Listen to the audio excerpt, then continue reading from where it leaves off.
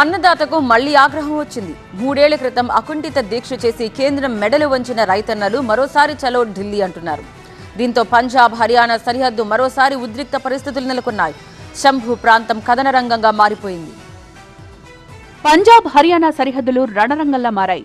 రైతు సంఘాల ఢిల్లీ చలో కార్యక్రమం ఉద్రిక్తంగా మారింది. శంభు సరిహద్దు వద్ద రైతులను హర్యానా పోలీసులు అడ్డుకున్నారు. అయినా రైతులు ముందుకు కదలడంతో పోలీసులు టియర్ గ్యాస్, వాటర్ కెనాన్లు ప్రయోగించారు. టియర్ గ్యాస్ కారణంగా పలువురు రైతు సంఘాల నాయకులు తీవ్రంగా గాయపడ్డారు. దీంతో వారిని ఆసుపత్రులకు తరలించారు. గత కొద్ది రోజుల నుంచి రైతులు ఢిల్లీ సరిహద్దుల్లో ఆందోళనలు కొనసాగిస్తున్నారు. కనీస మద్దతు ధర సహా 11 డిమాండ్ల సాధన కోసం ఆందోళన చేస్తున్నారు. శంభు సరిహద్దులోని నిరసన స్థలం నుంచి ఢిల్లీలోకి వెళ్లే ప్రయత్నం చేస్తున్న రైతులను పోలీసులు అడ్డుకుంటున్నారు. వరుసగా మూడోసారి వారి ప్రయత్నం విఫలం కావడంతో రైతు సంఘాల నేతలు కీలక నిర్ణయం తీసుకున్నారు.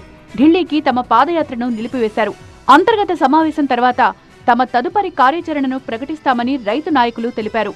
మరోవైపు రైతుల ఆందోళన నేపథ్యంలో ఢిల్లీకి వెళ్లే రహదారులను పూర్తిగా మూసివేశారు పోలీసులు. పలు అంచెల్లో బారికేడ్లను ఏర్పాటు చేసి భారీ భద్రతా సిబ్బందిని మోహరించారు. ఢిల్లీ యంత్రాంగం నుంచి అనుమతి తీసుకోవాల్సిందే అని, లేకుంటే రైతులను ముందుకు వెళ్లనీయమని పోలీసులు చెప్తున్నారు.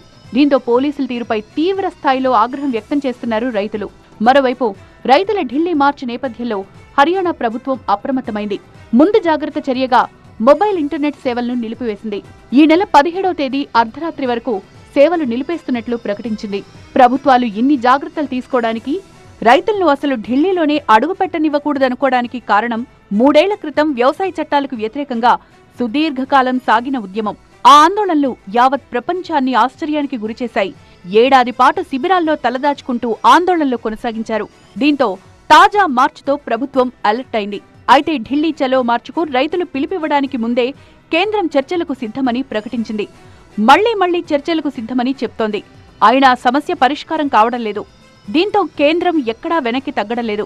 ఓవైపు రైతు సంఘాలతో చర్చలు జరుపుతూనే మరోవైపు రైతులను నియంత్రించేందుకు భద్రతా బలగాలను మోహరించింది.